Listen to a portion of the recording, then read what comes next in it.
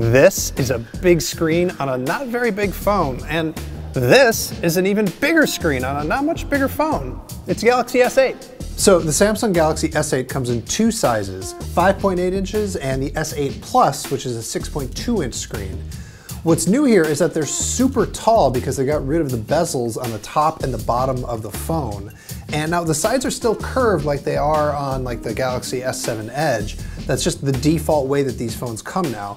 Samsung's now calling it an infinity display, and I don't know, the curve is fine. I'm not picking up a lot of extra little taps. It looks really sharp, and it's got, you know, HDR color if you care about that sort of thing. What's interesting is they both have the same resolution, which is 2960 by 1440. But you know, Samsung makes great screens and these look great.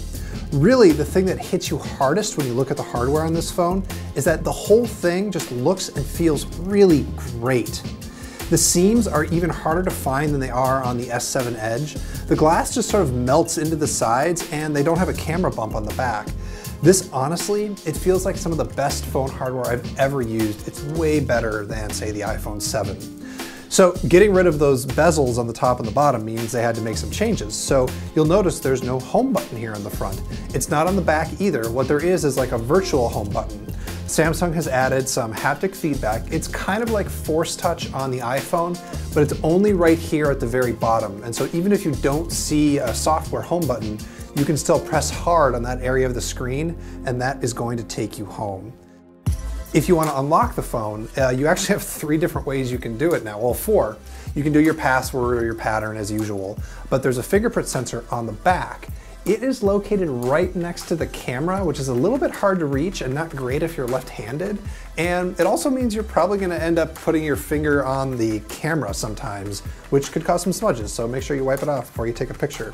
There's also iris scanning, which we saw on the Note 7 RIP, which is very secure. And then there's now face scanning. I don't think it's quite as secure as the iris scanning or the fingerprint sensor, but my God, is it fast. Like, look at how fast this thing unlocks. You blink and you miss it. You don't have to wait for it to scan your face at all. It just works. They're a little bit narrower than the Galaxy S7 and the S7 Edge, and they're just a little bit thicker, but not so much that you really notice it. What it means is that they can fit in a 3000 milliamp battery on the S8 and a 3500 one on the S8 Plus. That's not exactly pushing the limit in terms of battery capacity, but I have to imagine that Samsung isn't really interested in pushing the limit on battery capacity right now after what happened with the Note 7. They also do all the stuff that you normally expect from a Samsung phone.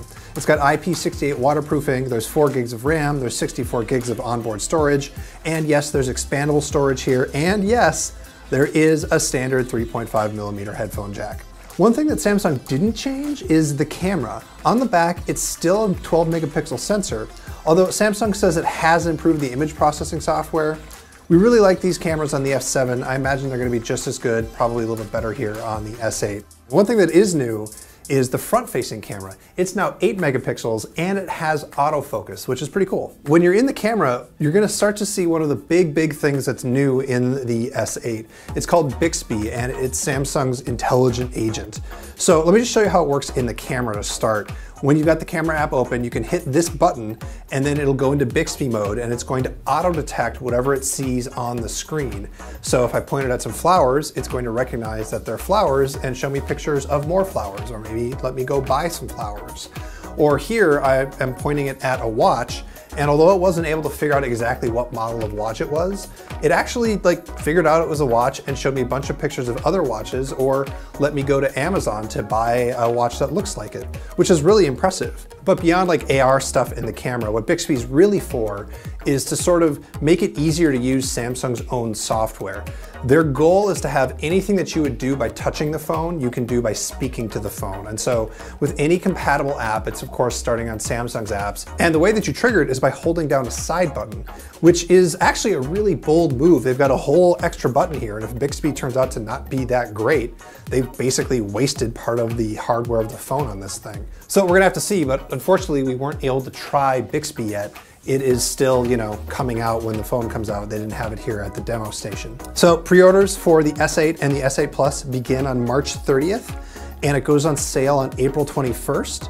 In the US, it's going to be available in 3 colors, black, gray, and silver. And I can't tell you the pricing yet because that's always up to the carriers. So you're just going to have to go see what Verizon or AT&T or T-Mobile or Sprint are going to charge you. For much, much, much more on everything Samsung announced today, you should check us out. We are The Verge.